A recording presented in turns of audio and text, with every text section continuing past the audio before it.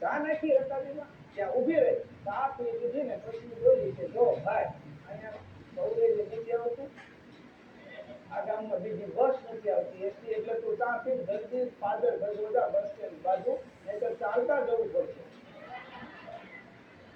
એટલે આપણે માનીએ કે આ આપણે ક્યાંક આપણે માભો પાડવા લઈ દેખાડો કરવા, દેખાડો છે સૌથી મોટો ફાયદો છે, એટલે ધ્યાન રાખવાનું. પણ જો સ્કૂલની વાત કરજો, સ્કૂલમાં એટલે કોરોનાની વાત કરજો, પછી આપણે સ્કૂલની વાત કરીએ. કારણ કે કોરોના એ કવરાયવાન ઘડીએ ઘડીએ સાધુએ હાથ જોડ્યા.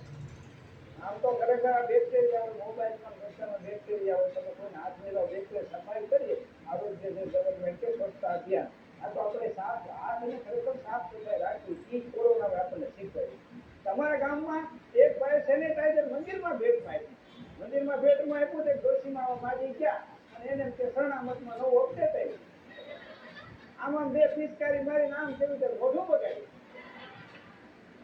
એને સમસી કે કાઢી નાખી કોરોના, એટલે આવું પણ થાય.